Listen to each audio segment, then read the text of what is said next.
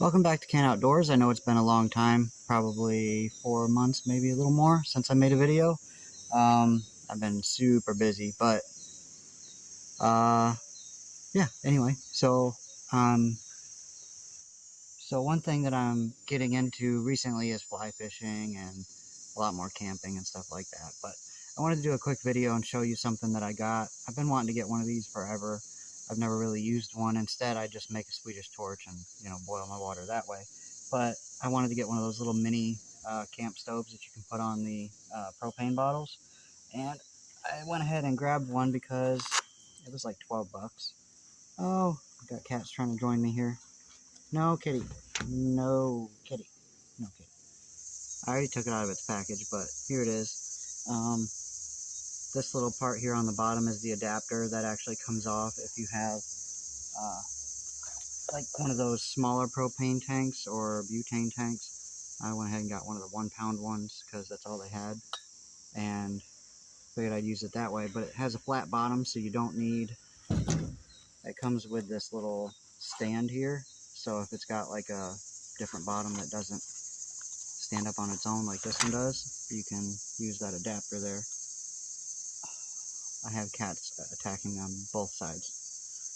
Anyway, so basically all you do is you pop this little thing right here down, and then you push these all to the side here, and it just opens it up. And then these little feet flip out, all 4 of them, and that's your base for your pot. So then you just take it and screw it onto your propane tank here. Oh my goodness, cats. So we're just going to take this bad boy and screw it down on there. Okay, so I got some water in here, about 10 ounces or so. I'm going to turn it on. Just turn this counterclockwise and you'll hear the gas coming out. Then you just hit this here. And you get a nice flame going instantly. A little too much. Let's turn that down some. Okay. We're gonna keep it on low like that and just see how long it takes to boil this water. Now, you know what? I might turn it up just a touch.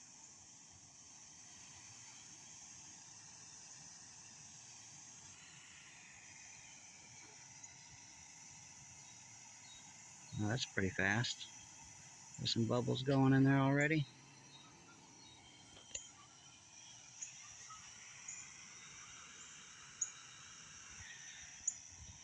Pretty simple. I mean, it's self-explanatory. You can figure it out. Keep anything flammable away from it, obviously. So basically what I'm doing then is I'm going to make a cup of coffee, if this cat will leave me alone. So what I use are these cone-shaped coffee filters. Come on now, cat. A plastic funnel. You put your filter in there, pour your coffee in it, and then you just hold this over your cup, and you slowly pour your boiling water on top of it.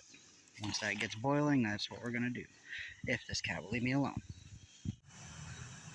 Alright, my water's simmering pretty good. It's just about boiling. I kind of have it on low. If I turn it up more, you can see the difference. And that's still barely on. But yeah, she's simmering good. That's all I need. Doesn't need to be boiling water because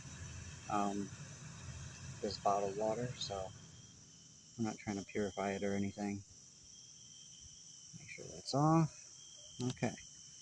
Take our coffee cup here, and we got our coffee down inside there. I usually use a little more than normal when I do this method because you're not going to get it as strong if you don't. So you just take this and you're going to pour your water slowly over your coffee.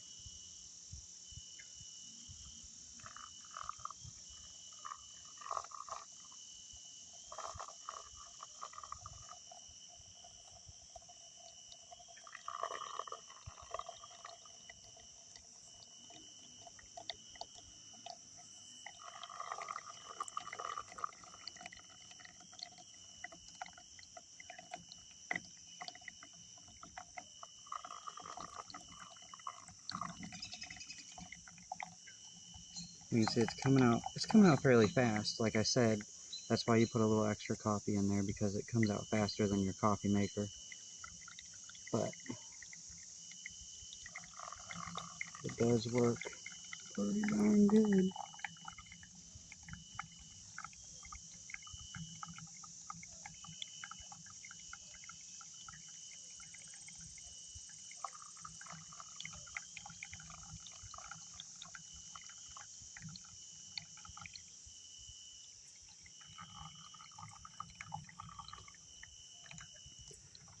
It's a little bit more clear right now, and that's because I put too much water in.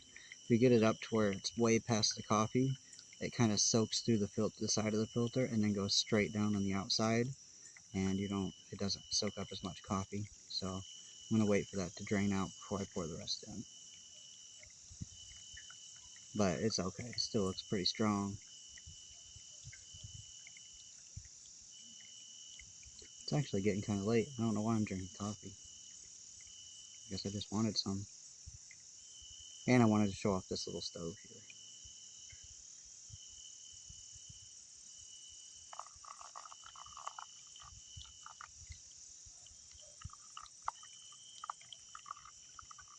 Okay, pour the rest of that in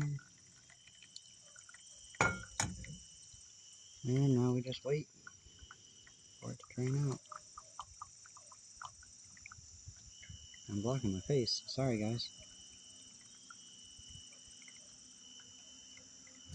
And one thing about this stove I didn't like so far is, I don't know if it's because it's kind of an uneven surface here, but these little cleat things here, I can't touch them because they're hot.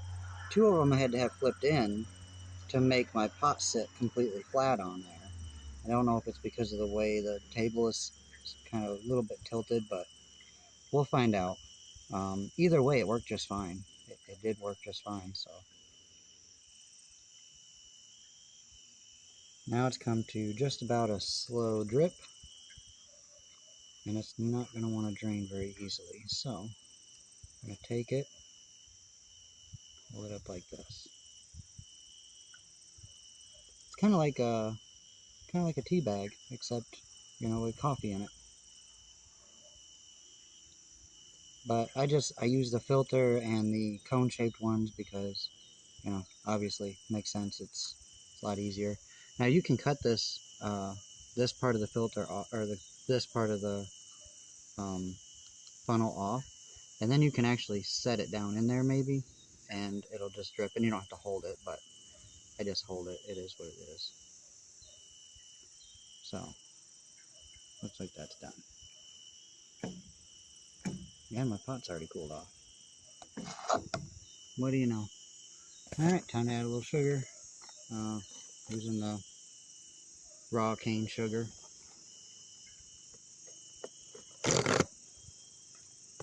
This is just Folgers coffee, nothing fancy. I'm not a fancy guy.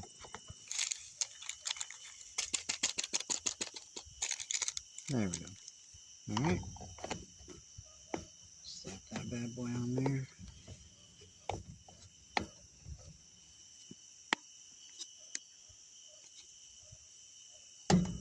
And we'll pack it up. And I'm going to go inside because it's dark out here. But yeah, that's a little Ozark Trail camp stove. Just a little mini one. It's not bad. Because I buy these bottles, they're like $5. I just keep the adapter on there, but that comes off if you have the other kind. The other kind of bottle. So, flip all those in, fold it up, clip that on there, and then it goes back in its little carry bag.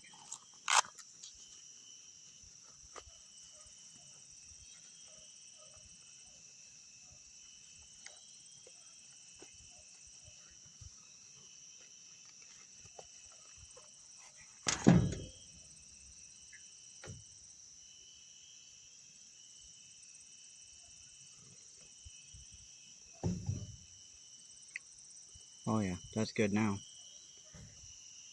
Anyway, guys, I know it's kind of dark and it's hard to see me, but that's how I make my coffee when I'm camping or, whatever. When I'm not around somewhere where it's got electricity, I use this little thing. But I thought I would show you the stove. That's because that's not how I normally do it. Normally I make a Swedish torch. You take a log, split it in four, wrap some wire around it, and start your fire on the inside. And then you can set a couple of sticks or rocks or something on top and put your pot on that. That's how I normally do it, but it takes longer and it's less controlled. I mean, it's still controlled enough, but yeah, I know what I mean. So this is a lot more convenient and faster. But that's how I make my coffee, and it does taste pretty darn good. Tastes just like it does if I made it in the coffee pot in the house. So I'm going to start doing some fly fishing videos here pretty soon, because I got into that a few months back. Well, about the same time that I stopped making the videos, and I'm tying my own flies and stuff. So I've just been busy fly fishing and working at my other house. So anyway, hopefully we'll get some of those videos out to you guys pretty soon, and some more videos on the Jeep.